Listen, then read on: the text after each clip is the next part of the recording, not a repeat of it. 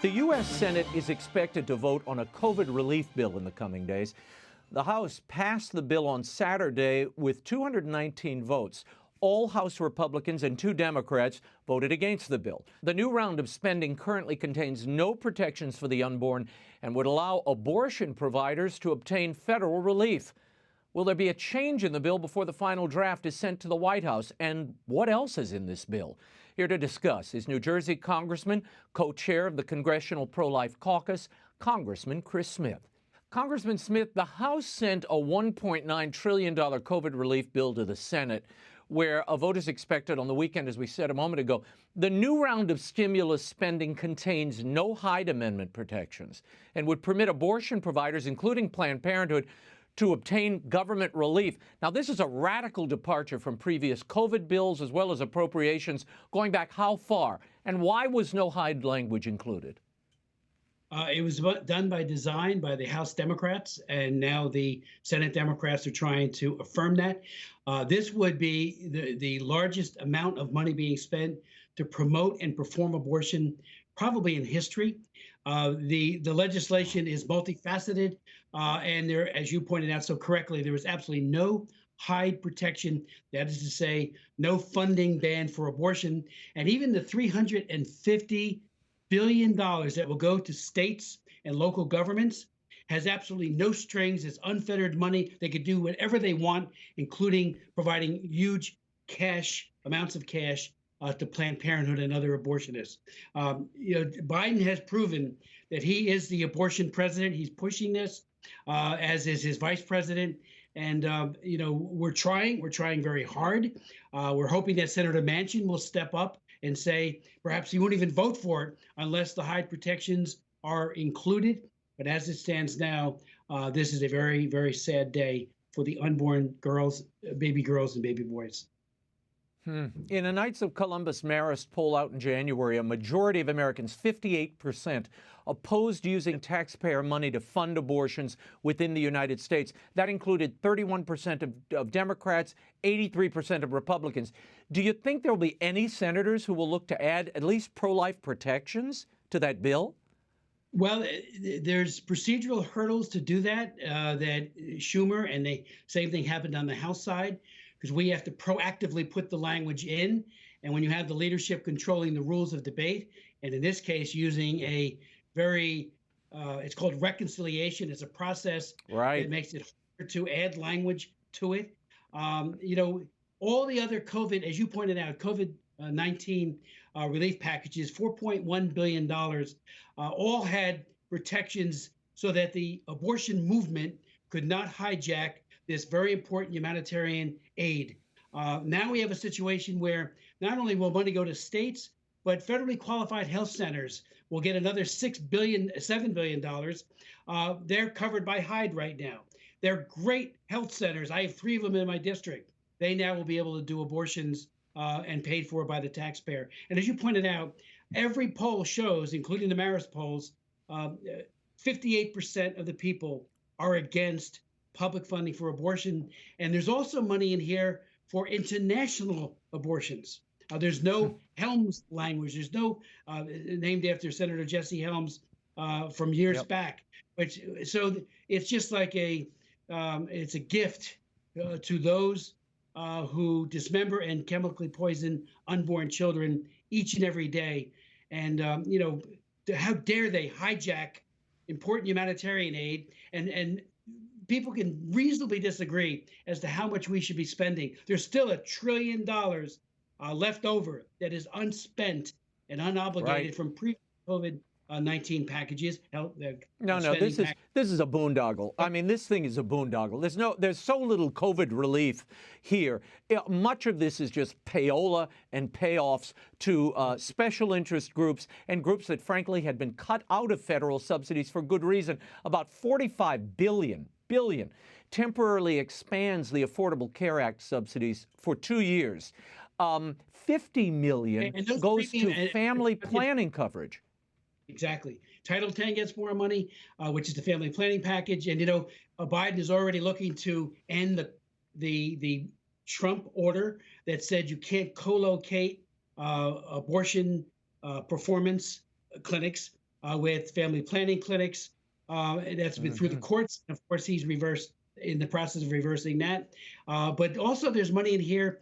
If somebody loses their job and loses their health care, the Senate now is talking about 100% of that money will be paid for by the federal government. And again, there's no Hyde. There's no protection for the unborn child in terms of payments by the U.S. taxpayer. So there will be a huge increase. And those premiums, as you pointed out, that are paid for by the taxpayer under Obamacare will be greatly expanded. And they, too, have no pro-life protections in every category. Congressman, I'm running out of time. I got to play this for you. Majority Leader Chuck Schumer had this to say about the passing of the COVID bill by the House. Watch. It seems the only group that doesn't support this bill are Senate Republicans and House Republicans. But the American people, including Republicans, show very strong support for this bill. And they know, and the reason is simple. We have to crush the virus. We have to get our economy back on track. We have to get Americans back to work. Well, how does this get the economy back on track? Well, it really doesn't. And frankly, if anything, the stock market is suggesting there are concerns about overheating in terms of too much stimulus aid. Now, I believe that we need to come to an agreement, bipartisan, bicameral, and with the White House on how much is really needed. Where are the hearings, congressional hearings with experts to try to discern how much goes into each area of concern, whether it's stimulus checks or PPP, even the Paycheck Protection Program, which has helped many small businesses survive by paying their employees their salaries to be a bridge from there's no economic activity to reopening their doors. We don't want people to go out of business. Why is Planned Parenthood going to get money?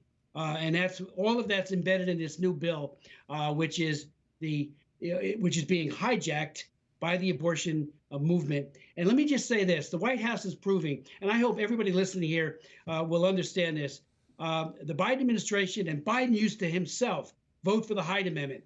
He has said we should not be forcing people to pay for abortions because we don't agree with that. He now is a wholly owned subsidiary of Planned Parenthood, he and his administration. They say jump, he says how high, and he writes a blank check. This legislation is a blank check to the abortion rights, or abortion people. His administration also seems to be captivated or captured by the teachers' unions. There is $130 billion in this bill to go to public schools. Only $6 billion of that will get spent this year. The rest is fungible. What's the story here? And by the way, none of that money, none of it goes to private schools. That's right. First, on the first part of it, most of the money will be spent after the year 2022, right up into the year 2028. We expect this pandemic to be continuing into 2028. And that's when much of the money, not just for schools, but other monies will be spent. Most of it is not spent right now to have maximum input. Because we already have $1 trillion sitting in the kitty that has been unspent and unobligated. And again, why aren't private and parochial schools, our Catholic schools, getting the assistance that they need? When the Democrats did the misnamed HEROES Act last year, which never became law, they had explicit language saying none of the funds can go to Catholic schools and other private schools. Do we think that somehow the pandemic and the virus just goes to certain schools and not others? All of our kids, public or private, are of infinite value to us, and we want to keep them as healthy as possible. But Congressman, it's a crime at a time when so many public schools are closed. Parents are moving their kids to private and parochial schools, and they're overwhelmed with students because they're open.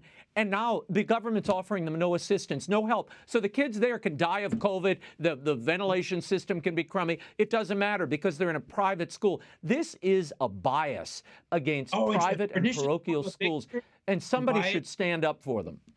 Well, we are standing up. We're trying to make sure that if Republicans have any say in this, this is, elections have consequences. People think, they could vote for Biden and there's no consequence. Yeah, there is a consequence. There is a prejudice against little boys, little girls that are in our private and of course in high school age as well, and they can't get the kind of aid that they desperately need under the COVID package. That is outrageous. Awful. Now we need to care It's for the awful. public schools and for the private schools. Congressman Chris Smith, we'll leave it there. Thank you for joining us, and we'll keep watching as this COVID relief and all these bills proceed through Congress. Thank you. Raymond, thank you so very much.